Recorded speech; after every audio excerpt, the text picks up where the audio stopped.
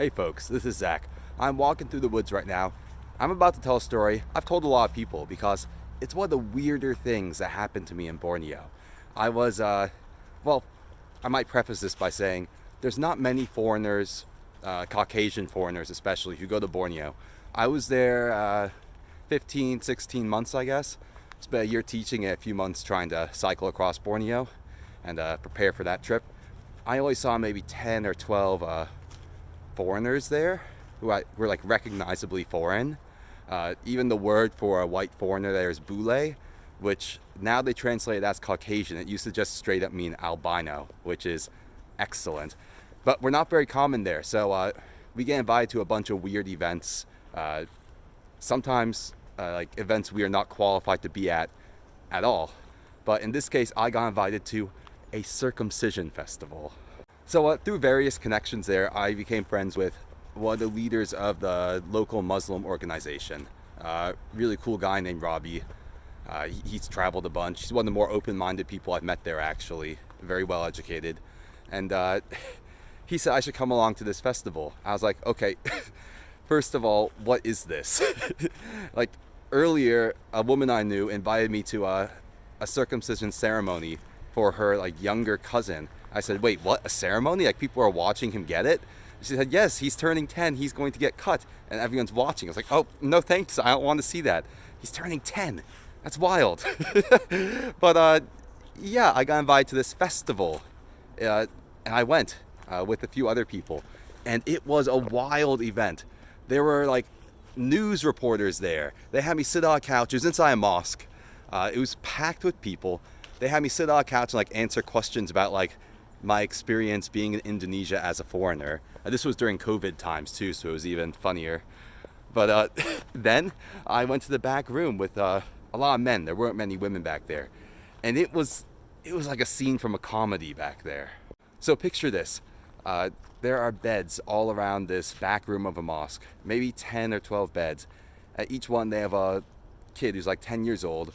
And I'm always surprised that like, when I think of someone who's 10, I'm like, yeah, that's like 2/5 of my age. That's pretty big. No, they're like little kids, basically.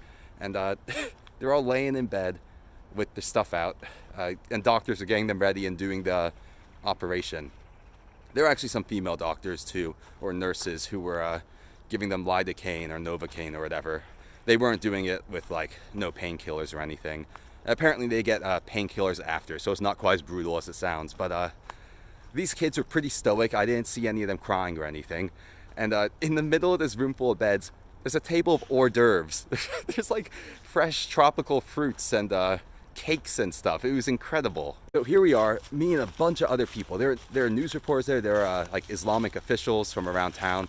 There's one man I met who is younger than me, and they told me he had memorized the entire Quran. Like he could recite the whole thing just from memory, which is wild. It's like those preachers who know every verse of the Bible and they're like, Luke 1:10, this. But yeah, they just had us like leaning over the beds, shaking hands with the kids and stuff. I'll probably, if I could find this picture, I let a kid wear my hat and I'll try to put that as like the thumbnail for the video. I don't know if that kid had just been snipped or if he was about to be, but he looked like he was already on the lidocaine, if you know what I mean. He's sort of dreamy eyes. But yeah, that was one wild experience I had. But it's weird because my best friend over in Borneo, he also had the same thing happen when he was 10, because he was Muslim, you know? And here in America, like, I've had the thing done, circumcision. So I'm like half Jewish, and even if you're not Jewish or Muslim, lots of Americans do it for like, because it's believed to be sanitary, you know? And I have no objections to having it done. I'm happy it was done for me. I think it looks better. It's nice if I'm hiking for days. It's cleaner and everything. But some people object to it quite heavily. There was I don't know if this movement's still going on in America. It probably is. There's so many weird sort of religious-based or niche movements. And there was a man named Brother K who went around wearing a white robe that had red all over the crotch.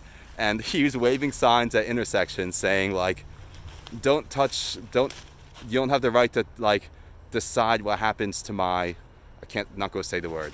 But him and a bunch of other people were getting very offended about this. This man, Brother K. He should have been called Brother P, because that would have been hilarious, and he would have gotten more social media traction. But yeah, people don't like that this happens. People are very strongly opinioned about this. But anyway, my Muslim friend, he had it done when he was 10. And he says that after it happens, they have to walk to school. And for a few weeks, imagine the chafing. It's quite a bit of skin being removed. And he said people would stop their trucks and cars and give them free rides to school. And they had like a special word for it. I forget what it was. They like for the rides that people would give them after that surgical procedure took place. And other than that, like my earliest memory of I didn't know that I had like had a procedure done, because in America we do it like within days of the baby being born, I believe. So I had no memory of it. I think that's a lot kinder than doing it once a kid turns 10. And on that note, my Muslim friends tell me that if someone converts to Islam when they're like an adult man and they have not been circumcised, they gotta have it done. Doesn't matter how old they are. Also, technically, like I have a tattoo here. If I convert to Islam, I'm not planning to, unless it takes over. I would have to have the tattoo lasered off. But imagine like a 35-year-old man converts and they're like, okay, time for the snip. It's like, what? Wait, I didn't know about this. But yeah, my first experience with actually knowing that this is a thing that had happened to me was when I was at the beach. Me and my brother were digging a big hole in the sand, and this sort of uncircumcised child who was naked for some reason, because I guess he's a child, was crawling towards us and like fell into the hole. I was like, whoa, what's wrong with him? He's like, he looks wrong. But it's like, no, that's just a natural human being. But yeah, I just wanted to tell the sort of weird story of how I went to a circumcision festival in a mosque. And I don't take this out of context. I saw a lot of kids' dicks that day.